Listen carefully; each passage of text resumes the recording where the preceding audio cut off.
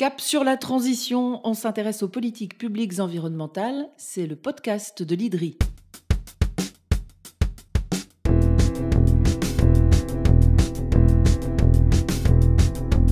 Bonjour et bienvenue dans les podcasts de l'IDRI, l'institut qui facilite la transition vers le développement durable. Et à quoi pourrait-elle ressembler cette transition ? À ce micro, des experts viennent nous l'expliquer. Il s'agit de sujets souvent complexes, mais évoqués avec des mots simples. Et le secteur clé que nous allons passer à la loupe aujourd'hui, c'est la mobilité, c'est-à-dire comment on se déplace.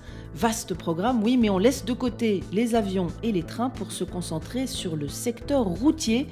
Car l'expert de l'IDRI qui nous accompagne aujourd'hui est Louis-Pierre Geffray, ingénieur au sein de la plateforme Mobilité en transition, qui scrute les enjeux de nos déplacements sur route, qu'on soit à vélo ou en camion de 40 tonnes. Alors que le compte à rebours signant la fin des voitures thermiques a commencé avec un vote du Parlement européen le 8 juin dernier, on se penche sur les conditions de cette transition. C'est parti, moteur. Bonjour Louis-Pierre Geffray. Bonjour. Vous êtes donc expert mobilité au sein de cette plateforme dont on va dire rapidement un mot. C'est une initiative de l'IDRI et de la Fondation européenne pour le climat.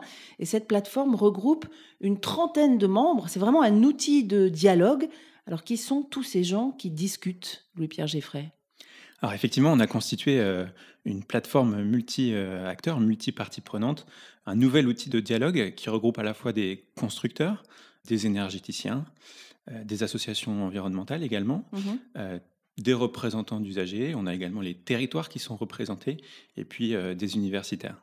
L'objectif de cette plateforme, c'est pas forcément de trouver un consensus, mais plutôt de dépassionner le débat autour de 3 grands chapitres de discussion. Effectivement, on anime le débat, on le dépassionne, on l'objective et on se focalise principalement sur la transition du secteur routier, la transition technologique avec l'électrification, mais également les reports modaux, les évolutions de comportement, d'organisation.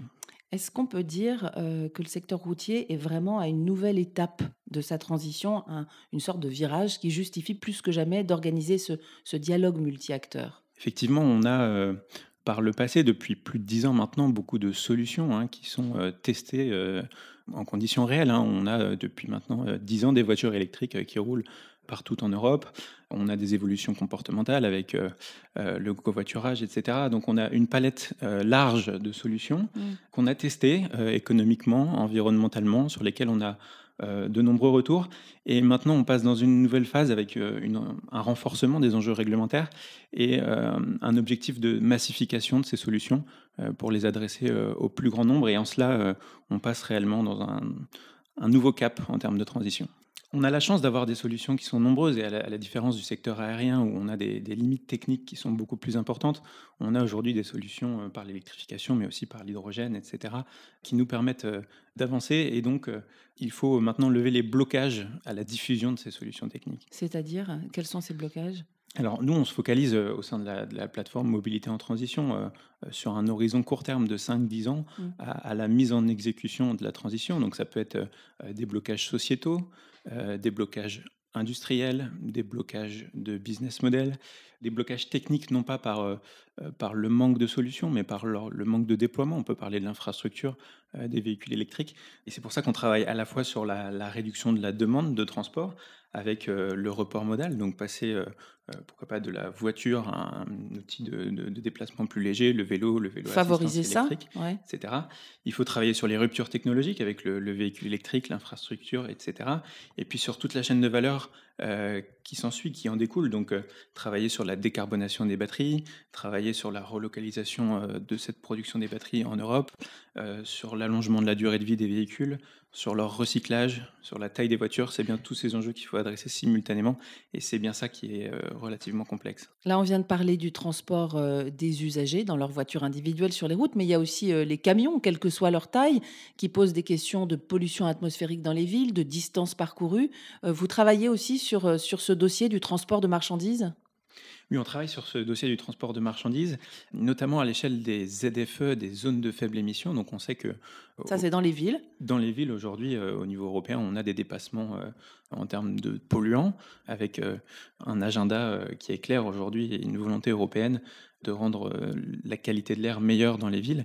Donc le fret est principalement concerné puisqu'aujourd'hui à 95% les véhicules roulent au diesel, donc il y a des enjeux de particules, etc., qui vont nécessiter des gros changements en termes d'organisation de cette chaîne de livraison. Donc on travaille sur des hubs, par exemple, en périphérie des villes, avec, Qui seraient des grands hangars, ouais, des... par exemple, avec un report de la charge et ensuite une livraison du dernier kilomètre qui peut s'effectuer avec des moyens décarbonés ou plus légers. Parlons-en un petit peu de ces véhicules électriques, puisque tout le monde se tourne vers les véhicules électriques comme si c'était la panacée.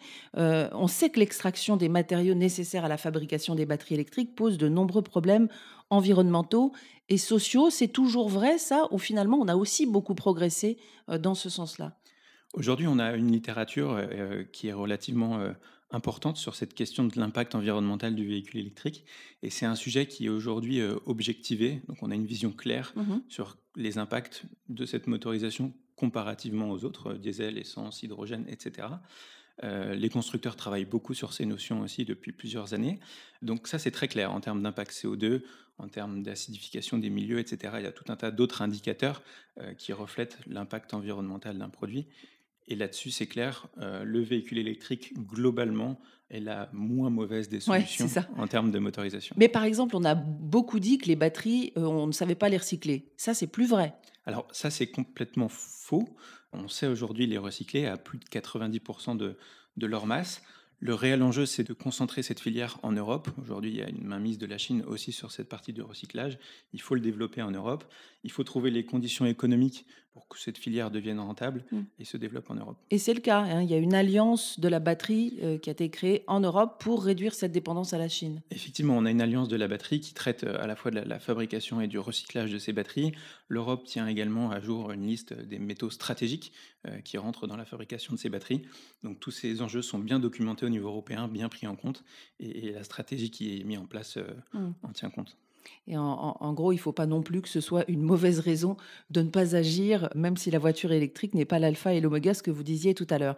Alors, allons-y maintenant, les solutions. Qu'est-ce qui est encore en chantier aujourd'hui et donc à discuter, notamment au sein de la plateforme, pour avancer vers ces solutions qu'on connaît, que vous venez de nous rappeler? Effectivement, l'enjeu, c'est maintenant de planifier et de conduire cette transition et en clair de lever les blocages à sa réalisation concrète. Donc nous, on travaille davantage sur le comment que sur le quoi, Mhm. donc les conditions de mise en exécution, de mise en pratique de ces solutions.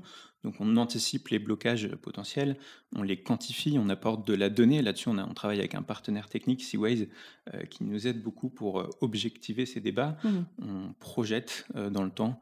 Vous faites des scénarios. Effectivement. Sur tout un tas de programmes, hein, on travaille donc sur ces blocages qui peuvent être d'ordre fiscaux, d'ordre d'équité sociale, de dépendance industrielle, de reconversion des savoir-faire également. C'est tous ces leviers qu'il faut identifier, quantifier, projeter dans le temps pour réussir cette transition.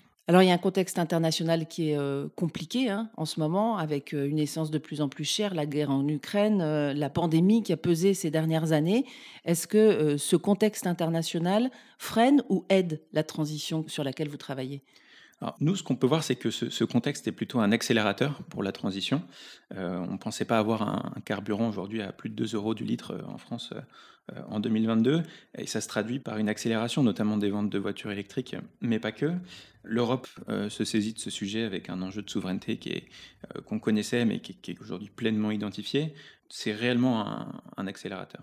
Et parmi la planification, les éléments de planification, il y a donc cette fin du moteur à explosion, gros symbole quand même. Oui, tout à fait. Alors, symbole qui était attendu, c'est quand même une première mondiale, hein. C'est une date historique qui a eu lieu au mois de juin. 2035, hein, la fin de la vente des voitures thermiques. Effectivement, on va stopper la vente des voitures thermiques neuves Ouais.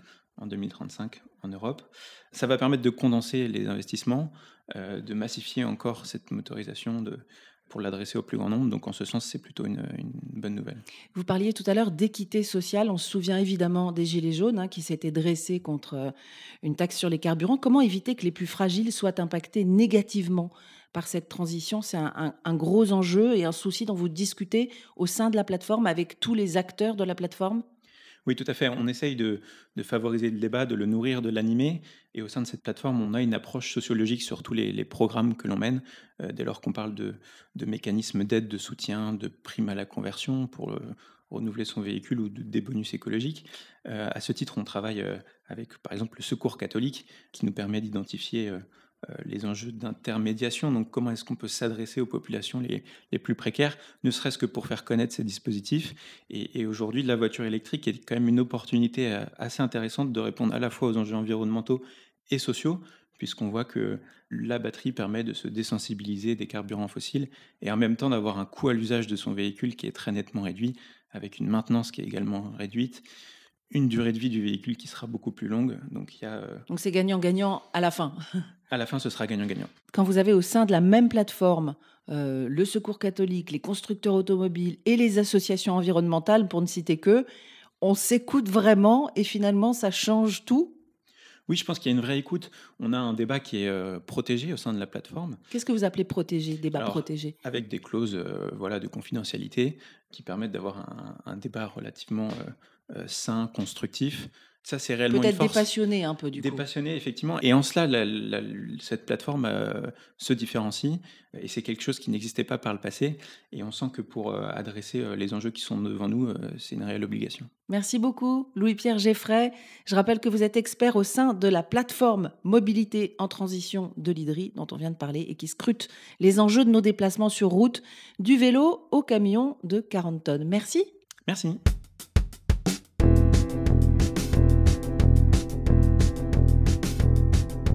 C'est la fin de cet épisode des podcasts de l'IDRI. Vous le retrouvez sur toutes les plateformes de podcast, sur le site de l'Institut bien sûr. N'hésitez pas à le partager et à envoyer vos remarques ou suggestions sur les comptes Twitter et LinkedIn de l'IDRI, I2DRI. À très bientôt pour un nouvel épisode de Cap sur la transition.